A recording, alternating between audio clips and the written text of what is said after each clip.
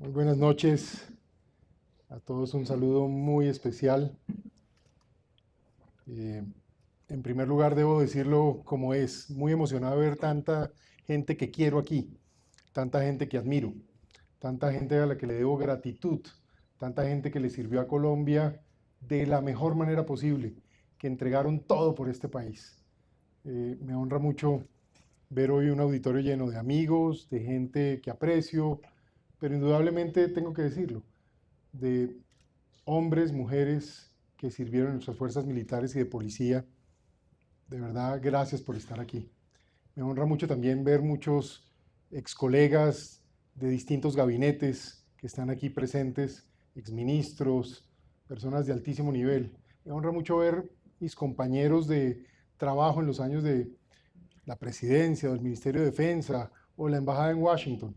Y me honra mucho ver también tantos amigos empresarios hoy preocupados, que están sintiendo que hay que jugarse por el país en este momento y que quizás se lo han jugado siempre. Así que me siento muy contento de estar esta noche aquí con todos ustedes. Por supuesto, feliz de que me acompañe María del Pilar, mi señora, y tanta gente especial. El país está viviendo momentos difíciles. Cuando uno piensa en un evento como este, de presentar un libro, de presentar una obra, un estudio, si se quiere, de años, seguramente lo quiere hacer en el marco de la alegría, de lo que produce eh, la generación de conocimiento, el aporte académico, la ilusión de tener una buena discusión y de aportar en un momento positivo. Pero estos son tiempos difíciles y creo que tenemos que referirnos a ellos y a ello con mucha claridad. Vengo, como algunas personas que nos acompañan hoy aquí, también del Salón Elíptico del Capitolio Nacional. Vengo de acompañar un amigo, un joven brillante, un buen hombre, buen colombiano, buen ciudadano, un hombre decente, jovencito que realmente fue excepcional, era bueno para todo. Era buen deportista, era buen músico, era buen conversador, era bueno para todo, buen estudiante, buen compañero, buen colega, buen profesional, buen líder, un patriota, una persona que no tendría que nunca, si hubiera querido haberse dedicado al servicio público, podía haber escogido la vida que hubiese preferido. No solo porque tenía las condiciones profesionales y personales, sino porque tenía la posibilidad de hacerlo. Pero no, el patriota decidió servir a Colombia, decidió ser un hombre que le aporta a la discusión pública en Colombia, decidió asumir cargos públicos, decidió asumir el riesgo y el reto que es asumir cargos públicos para producir resultados. Y luego en una carrera meteórica, francamente meteórica, logró convertirse en un serio aspirante a la presidencia de Colombia. Muy joven, para muchos, hasta quienes lo queremos, le dijimos, hombre, de pronto no es su tiempo, mire. Pero él comprometido decía, este es el momento, esta es mi hora, es lo que hay que hacer por el país. Y mientras muchos divagan sobre las decisiones que hay que tomar, él no dudó y se puso al frente, de primero en la fila y de primero para asumir la responsabilidad. El resultado ya lo conocemos. Miguel Uribe, un hombre al que le tengo gran cariño y voy a lamentar siempre su partida. No debió ser. Mañana vamos a ir a sus exequias. El pueblo colombiano irá mañana a ver cómo un joven asume un costo por todos nosotros. Y espero que así lo interpretemos.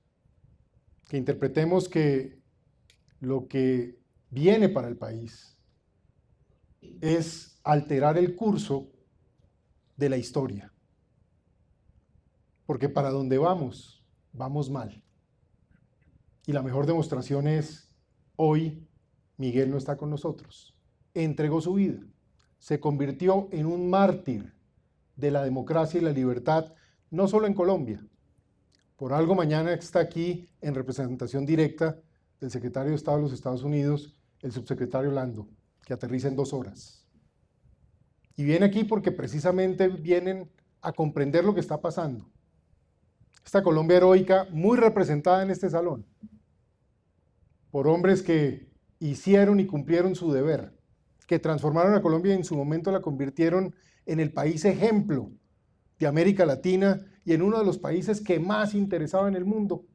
Hoy ve su democracia en reversa y ve sus instituciones poco a poco degradarse, deshacerse. Por eso, lo que ocurre con Miguel, más allá de lo que llevamos en el corazón, quienes tuvimos el honor y la oportunidad de conocerlo y compartir con él, creo que tiene que ser un mensaje para el país. No podemos tener otro Miguel. No podemos seguir en esa dinámica. Y ahí es donde los colombianos, como un todo, tenemos que pararnos firmes, firmes como nos enseñaron en el cuartel, o como admiramos a nuestros militares y policías cuando los vemos precisamente portar sus uniformes. Firmes por el país, firmes por los valores, firmes por los principios. Sí, es cierto que en tiempos modernos hay que abrir el corazón y quizá tener mente abierta y estar dispuestos a aceptar realidades, a comprender que el mundo no es estático sino dinámico. Y de ahí la lógica de las ideas liberales de permitir que de una u otra manera se integren distintos puntos de vista a lo largo del tiempo. Pero eso es una cosa, y otra cosa es renunciar a los valores, otra cosa es renunciar al bien, otra cosa es aceptar que el mal se imponga sobre el bien, otra cosa es simplemente por solo miedo, ¿qué es lo que nos quieren meter? No ser capaces de pararnos rectos y firmes y determinados y defender la herencia de nuestros antepasados, de nuestra edad, de nuestra historia. Hay momentos en que uno llega a la vida donde ya no hay tiempo para pedirle a alguien más que vea por nosotros. Hay momentos en la vida en donde nos corresponde tomar el liderazgo colectivo, porque esto no es de mesías, esto no es de individuos per se. Esto es de un país, de una sociedad, de una nación, que tiene que hacer respetar sus valores y principios. Creo que esa es la reflexión que nos deja la situación de Miguel. Sé que me he demorado en llegar, me excuso. Sigue el tráfico en Bogotá siendo no solo la mejor excusa que uno puede tener, sino el mayor obstáculo que uno puede enfrentar cuando viene corto de tiempo. Así que pido excusas y perdón por eso. Y al mismo tiempo, me excusan por haberme extendido un poco en esta introducción, que no es una introducción, es una reflexión que quería compartir. Ahora permítanme hablar un poquito de esta obra, de este libro, porque curiosamente coincide con el momento histórico que se está viviendo en el mundo. Este libro, como su título lo indica, se inspira en 2 grandes pensadores, los obvios pensadores de quienes hemos estudiado temas estratégicos o estudios de guerra o asuntos de carácter, llamémoslo, asociado a la seguridad. Sun Tzu, Clausewitz. Entonces uno oye el famoso arte de la guerra de Sun Tzu. Y por muchos años también escuchamos como la tesis de Clausewitz de que la guerra es la política por otros medios. Y entonces usamos esas 2 frases y con eso casi que se crearon discursos interminables y visiones eternas. Pero con el paso del tiempo, lo que nos hemos encontrado es que, si bien es cierto, hacer la guerra es una de las cosas más difíciles y complejas que puede hacer el ser humano, es tan extremo y tan absurdo, que es básicamente a partir de la destrucción de oponentes, que implica movilizarlo todo. No solo principios y valores, sino recursos, capacidades y todo lo que pueda tener una nación a la hora de confrontar una amenaza. Pero también se ha concluido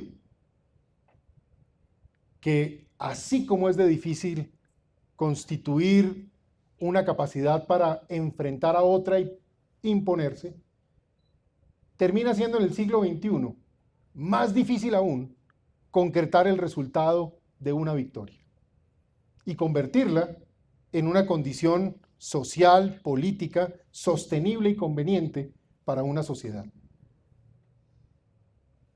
Este libro tiene dos autores extraordinarios. Greg Mills, que por fortuna lo tenemos aquí con nosotros, amigo, experto, hombre de fuerzas especiales, soldado de fuerzas especiales y al mismo tiempo un doctor en asuntos políticos e historia. Y Greg Mills, otro hombre que sirvió en la Fuerza Aérea en su tiempo, también comprometido y que con el paso de los años se convirtió en un doctor en temas de desarrollo económico. Y la suma de estos dos hombres ha estado estudiando conflictos por todo el mundo. Una de las cosas que yo más valoro de estos dos autores es que ellos no hablan sobre historias que no han visitado.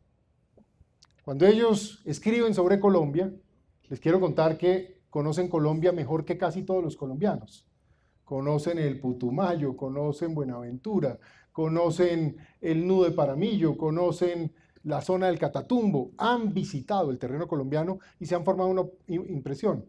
Pero lo propio han hecho en Ucrania, lo propio han hecho en Israel y la Franja de Gaza, lo propio han hecho en Taiwán, lo propio han conocido en Filipinas. Y así también en los escenarios históricos de las guerras europeas. Entonces hay conocimiento real, cosa que valoro mucho.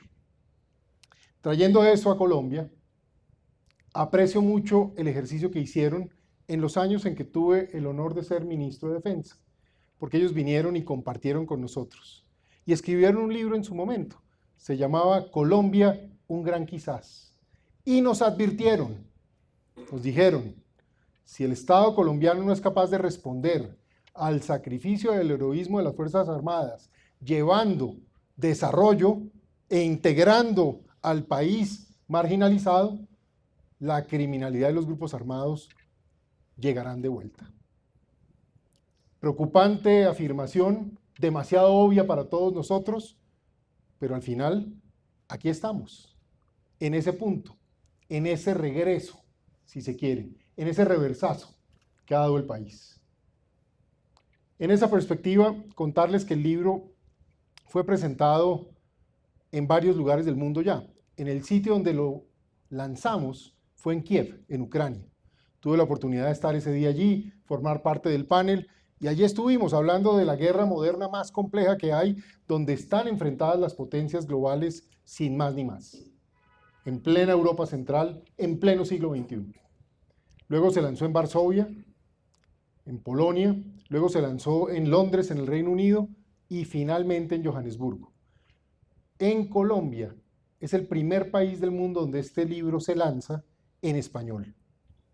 Y eso tiene una razón de ser, porque el libro habla de Colombia. Ahora me voy a referir un poco a lo que fue mi discusión, mi aporte en el libro, que no necesariamente está reflejado totalmente, más sí en el prólogo.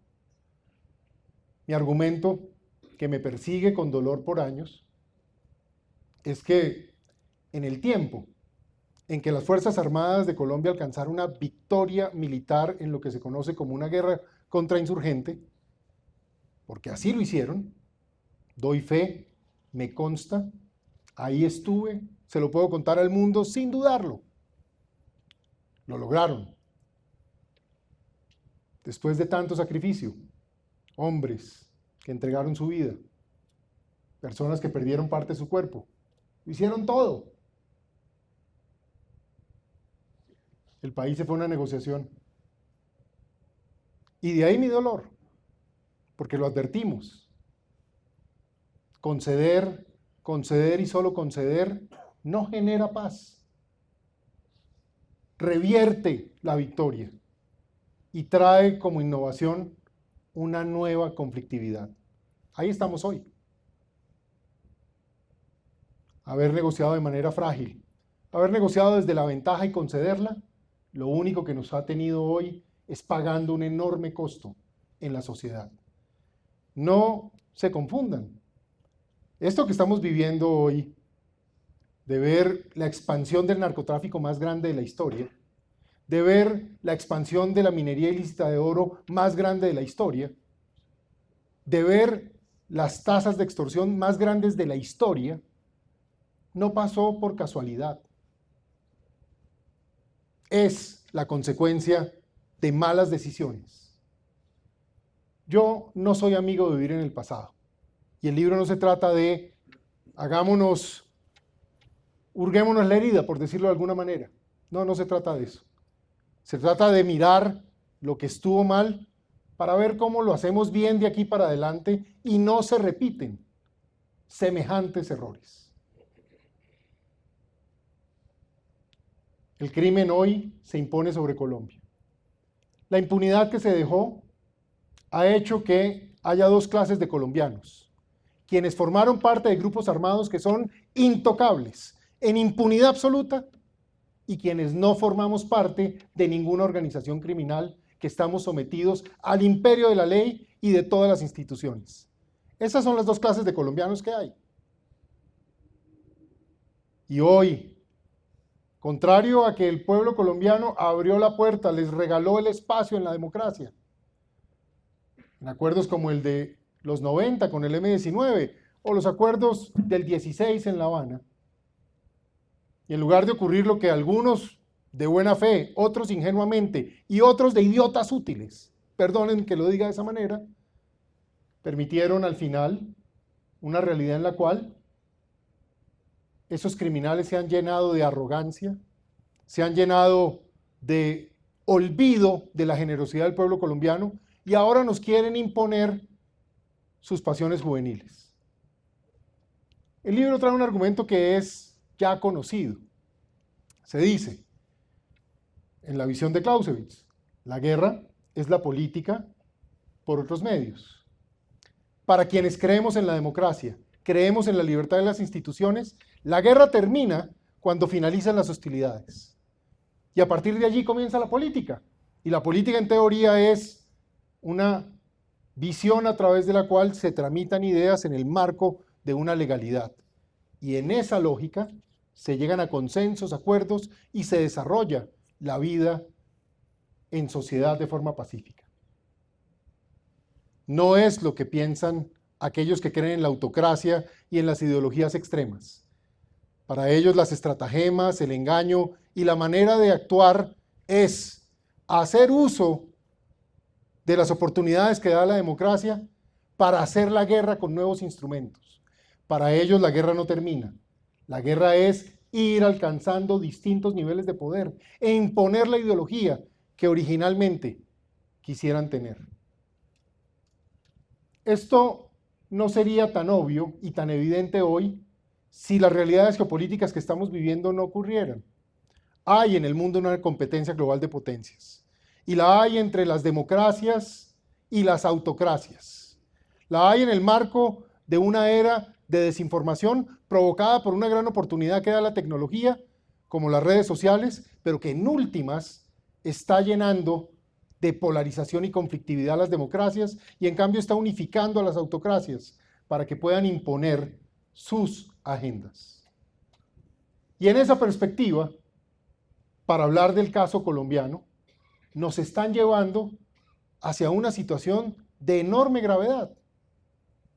Partiendo de los errores descritos, hoy llevan a Colombia hacia el tránsito del socialismo del siglo XXI.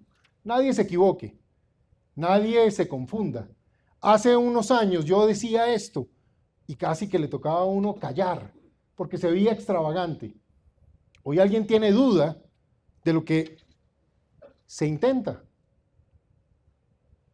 Señor Maduro, dictador de un país que se impuso a través de un fraude y con todo tipo de violaciones, habla de manera específica de crear no solo una zona binacional, sino ya da un paso más y habla de la fusión de las fuerzas armadas bolivarianas con las fuerzas militares de Colombia. Eso lo dice un régimen que ha mantenido en su territorio al ELN desde hace 25 años, a las FARC de hace 20 años, que se financia con la coca colombiana y que a partir de allí construye su máquina de poder. Subestimar esto es un error. Lo hablábamos en voces bajas, lo hablábamos en ciertos espacios. El país no podía decírsele estas cosas porque de inmediato había una tesis de extremismo o de posturas radicales. Lo triste es que esto es construido a partir de estratagemas muy dolorosas. Usar el fracaso relativo que pueda tener el Estado colombiano en situaciones de marginalidad y pobreza para aprovecharse de ese dolor y planteárselo a esas comunidades como la solución y decir de manera consistente que es la lucha contra la pobreza, las élites, lo que va a cambiar la realidad. Pero hoy estamos obligados a decirle a esa sociedad, a esos colombianos, a esos hermanos nuestros, que el modelo que les están ofreciendo es un modelo que está probado. Genera empobrecimiento, genera destrucción de las instituciones, genera violencia, genera persecución política y típicamente genera exilio de millones de personas. Si quienes hoy detentan el poder no hubieran hecho parte de grupos armados y no hubieran llegado con la violencia con la que llegaron, a partir incluso de paros violentos, del uso de las herramientas híbridas del poder. Se golpea, se penetra la legalidad, se justifica y luego se penetra más y se conquista más. Esa es la filosofía en la que estamos hoy. No es normal, se los quiero decir, que un presidente de la República en la historia de Colombia hable de atacar la institucionalidad que se tiene para gobernar, que agreda al Congreso de la República, que agreda directamente con nombre propio a congresistas, que hable de borrar a representantes de parte del pueblo colombiano. No es normal y no puede ser aceptable y no podemos seguir pensando que estamos en una agenda donde dejemos al loquito que hable que aquí no va a pasar nada, porque las instituciones y la ley nos va a proteger. Nos va a proteger de personas que nunca han respetado la ley. Nos va a proteger de personas que consideran que no deben respetar la ley.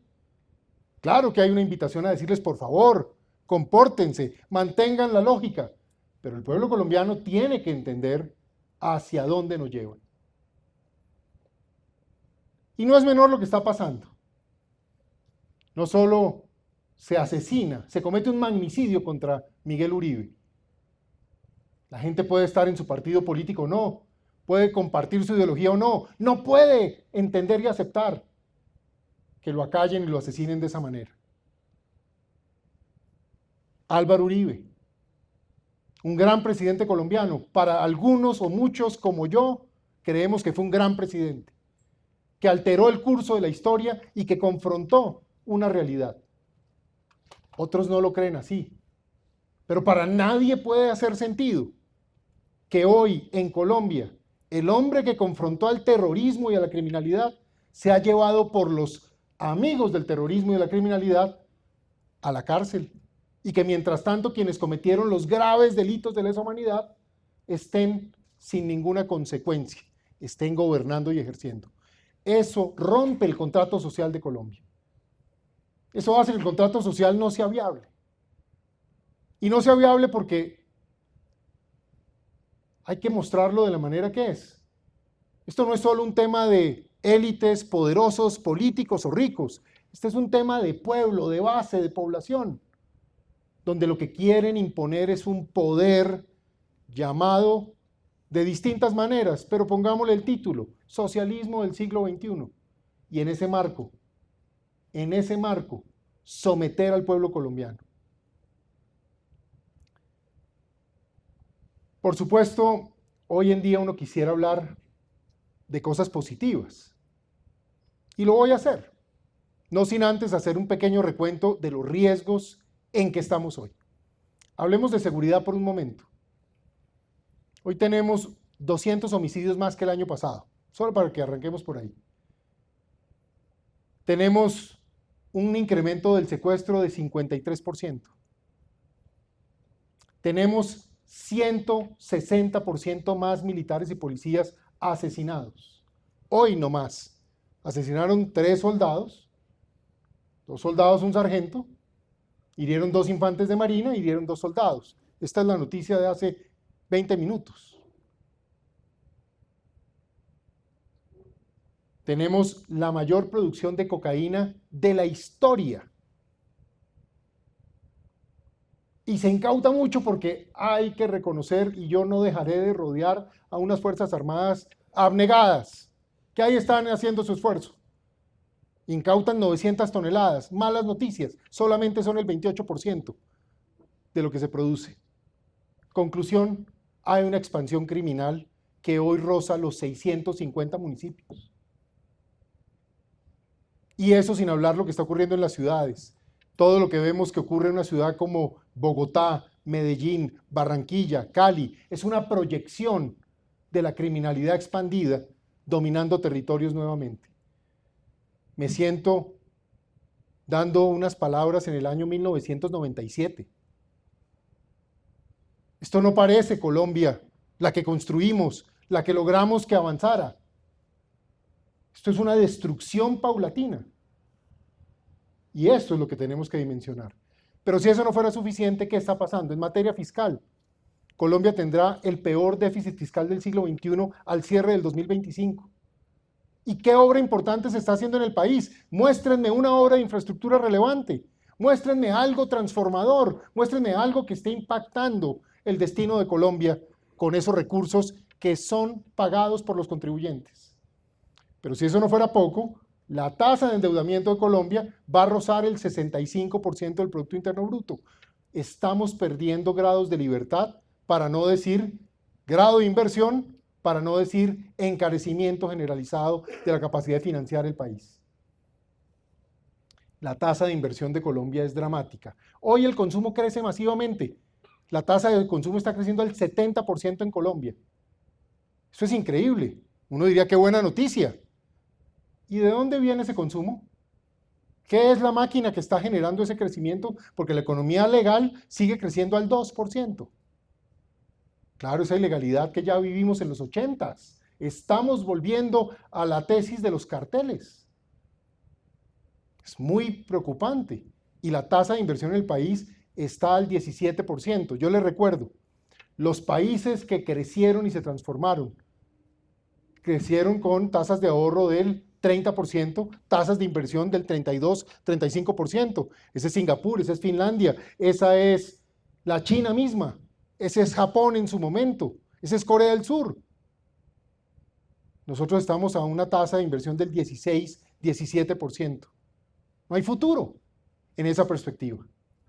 En el tema de la salud, porque uno dice, bueno, llegó un gobierno que cambió lo social. En el tema de la salud, hoy, me lo decía un director de hospital en una unidad de emergencia en Cali, me dijo, si llegan 3 personas con un problema coronario, hay que escoger cuál vive y a ver cómo nos va de suerte con las otras 2, porque no hay insumos médicos, porque hoy las deudas de los hospitales llegan a los 30 billones de pesos. Entonces esto es una realidad que ya está tocando las bases sociales y populares del país. Y en educación, el ICETEX prácticamente en liquidación. El ICETEX es el camino a través del cual los jóvenes colombianos que quisieran salir adelante y trabajaban de noche y trabajaban de día. Yo recuerdo siendo muy jovencito, era profesor de una nocturna. Toda la vida me tocó a mí trabajar también y era profesor de la nocturna de administración de empresas en la Javeriana. Me tocaban, mis alumnos eran siempre más grandes que yo, mucho más adultos, y eran gente berraca, perdónenme el español, porque era gente que trabajaba en el día y llegaba a estudiar de noche y sacaban adelante sus carreras. ¿Cómo? Con ICETEX. Así se hicieron muchos profesionales y técnicos. Hoy no hay crédito para el ICETEX. Hay alrededor de 130.000 colombianos que no pueden estudiar en una universidad privada. Les dicen, va a la universidad pública, y van a las universidades públicas y resulta que los profesores ni siquiera tienen condiciones académicas en muchos casos, no siempre, pero en muchos casos, para poder afrontar la responsabilidad académica. Luego, llegar a un centro universitario no lo hace a uno, aprendiz, lo hace la enseñanza, lo hace el método. Y en materia de relaciones internacionales es muy grave lo que está pasando. Haber afiliado a Colombia al eje del mal, en una guerra entre Israel, Irán, Hamas, y poner a Colombia del lado de Hamas, de Irán. ¿Qué beneficio le trae eso al pueblo colombiano? ¿Para qué hicieron eso? Y lo que está pasando en la región no es menor. Buscarle camorra a un país vecino como el Perú, me cuesta mucho entenderlo. Y lo voy a decir con enorme autoridad. Les recuerdo, mi bisabuelo, General Rico, comandante de las tropas que invaden territorio peruano en la guerra del conflicto amazónico del año 32-33. Y con mucho orgullo, victorioso en Huepí. Lo podemos decir con todo orgullo. Pero también puedo decirles que por muchos años viví y conocí del trabajo de cooperación que tenemos con las Fuerzas Armadas del Perú, con los equipos de trabajo del Perú, y que de manera permanente construíamos desarrollo y había una contribución y cooperación. ¿Qué sentido tiene eso? Y en cambio, ver hoy cómo la Venezuela de Maduro, poco a poco, tiende a tomar ventaja y control en territorio colombiano, usando sus proxies del ELN en la zona del Catatumbo, de Arauca, entre otras regiones. Estas son las realidades que estamos viviendo. Mi mensaje final es que el país sí tiene futuro y tiene esperanza. El país sí puede cambiar. Y veamos algunas cosas para que no se nos olviden. Este país es rico en petróleo, gas, carbón, oro, cobre, cobalto y níquel. Ah, pero qué coincidencia. Son los minerales que tienen que ver con las tres cosas más importantes que están pasando en el mundo. Primero, la mayor demanda de energía en la historia de la humanidad. Ahí tiene Colombia. ¿Por qué no juega ahí? ¿Por qué no se enriquece? ¿Por qué no crea a partir de esto un fondo soberano? Segundo, toda la transición energética hacia nuevas formas. Pues ahí están los minerales que nos permiten estar ahí. Y la mayor transformación tecnológica que conozca la humanidad a partir de la digitalización, la inteligencia artificial, la computación cuántica, la estamos viviendo frente a nuestros ojos. Y Colombia tiene los minerales para participar de esa gestión y de esa riqueza. Conclusión, Colombia puede ser un país rico. Colombia puede gestionar beneficios. Colombia puede llegar a crecer al 5% de manera sostenida y en 10 años duplicar el ingreso per cápita y en 20 años tener un ingreso per cápita de $30.000 que nos haría ya entrar al club de países desarrollados. ¿Por qué no estamos en eso? Colombia también tiene un enorme potencial poblacional y sigue, a pesar de que se está envejeciendo la población, teniendo aún un pequeño bono que nos quedan 10 años para aprovechar de juventud y de conectarnos. Colombia tiene hoy una enorme oportunidad en los Estados Unidos. El próximo presidente de Colombia, si es capaz de conectar con Estados Unidos, puede crear una aceleración de inversión histórica por la misma lógica geopolítica en la que estamos. Pero es que no se nos olvide, el secretario de Estado quiere a Colombia. El primer país que él visitó siendo senador fue a Colombia. Tuvimos el honor de recibirlo. Y no solo eso, su señora es de origen colombiano. Su señora es de la ciudad de Barranquilla, sus padres. Mañana estaré con 2 senadores colombianos, mejor americanos, de origen colombiano. El uno de Ohio, republicano, el otro demócrata de Arizona. ¿Cuándo antes Colombia tenía eso? En los años que me tocó ser embajador, que teníamos que visitar 350 congresistas, ¿cuándo teníamos a alguien que fuera a luchar directamente por nosotros? Hoy tenemos todo eso. En la era en donde además se están movilizando los grandes recursos para data centers, para nuevas centrales de tecnología en temas de biotecnología. ¿Qué está haciendo Colombia para eso? Pues podemos. Podemos. Y ahí es donde está la ilusión de dar el gran golpe social, de crear una oportunidad para que realmente la gente reciba los beneficios de la educación en una gran reforma o reciba los beneficios pensionales a partir del ahorro que genere esa riqueza. ¿Y cómo no hablar de la agroindustria? Colombia es hoy uno de los 10 países considerados superproductores de alimentos en el mundo. ¿Qué estamos haciendo para eso? Regalando los territorios para que los dominen los cocaleros, los narcotraficantes y los explotadores ilegales de oro. ¿Por qué? Claro, hacia adelante Colombia requiere seguridad otra vez. No la seguridad de ayer. Las tecnologías cambian, los problemas cambian, los tiempos cambian, las realidades cambian, pero los objetivos no. La necesidad de un pueblo colombiano que pueda ejercer libremente sus derechos, la necesidad de un pueblo colombiano que le puedan llevar desarrollo a las áreas marginales. Es un deber, es una obligación y es una oportunidad hoy. Creo que todo esto empaquetado nos debe generar una enorme ilusión sobre un país que sí podemos tener. No podemos dejarnos meter en este corral en el que nos quieren meter de tristeza, de amargura, de frustración, de inseguridad, de miedo, y todos nos compartimos el miedo y hablamos cada vez más pasito, pero no estamos confrontando. Yo les digo una cosa, cuando he visto esas dos marchas, la que tuvo que ver con el atentado a Miguel, la que tuvo que ver recientemente con la injusta captura del presidente Uribe, yo creo que eso se asusta a esos sectores. Y por eso es que ellos prefieren la muerte a mansalva que ver al pueblo colombiano en la calle expresándose y diciendo no queremos esto. Hay que defender nuestra democracia, hay que defender nuestra elección. El próximo presidente de Colombia tiene que tener, en mi opinión, algunas condiciones. Y yo les dejo esto como reflexión. La primera, tiene que ser alguien capaz de convocar a sectores del país, incluso con los que no está de acuerdo, pero con los que comparte la idea de democracia y libertad. Tiene que ser capaz de construir consensos. No habrá presidente que gobierne solo o pueda comportarse como un mesías. Tiene que ser un conciliador del interés nacional. La segunda, tiene que tener la capacidad de poner unas Fuerzas Armadas en movimiento, con fortaleza, con capacidad, con protección jurídica, que no hemos sido capaces de dar. Aquí hay protección para todo tipo de criminales, no para la gente que ha servido a las Fuerzas Armadas. Ahí tenemos una asignatura que quedó muy mal hecha a propósito de esos acuerdos del 16. Nos creó una ecuación inversa.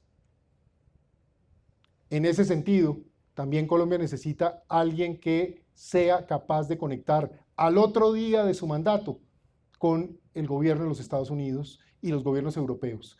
Aquí hay que escoger. Yo no dudo que podemos exportar 1000 cosas a la China, a la India, a múltiples naciones en el mundo, pero para eso hay que ser fuerte y tener productividad y competitividad. Pero lo que no podemos es matar nuestras oportunidades de relacionamiento, del 29% de nuestras exportaciones o del 35% de la inversión extranjera. Hay que tomar decisiones y hay que arreglar el tema con Israel de inmediato. Lo digo con prudencia, pero así nos ayudó Israel en su tiempo a hacer cosas diferenciales en este país. Y ayudó, y todo eso contribuyó, y todo eso hizo la diferencia. Una siguiente condición es un presidente que sepa economía. No nos equivoquemos. Estamos ante un periodo en que tenemos un problema fiscal y de inversión. ¿Cuál de los dos resolvemos primero? Pues ambos. Toca el tiempo. Hay que acelerar la inversión y en paralelo hay que hacer un gran ajuste fiscal. Pero eso no se lo da un asesor. Lo digo por la misma experiencia de haber ejercido cargos.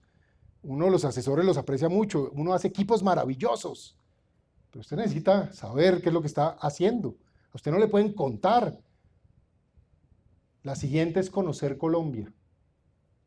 A mí me preocupa mucho que en periodo electoral muchos candidatos empiezan a hacer turismo electoral. Entonces van a conocer regiones que en su vida habían ido y que posiblemente alcanzan a estar 15 minutos de visita.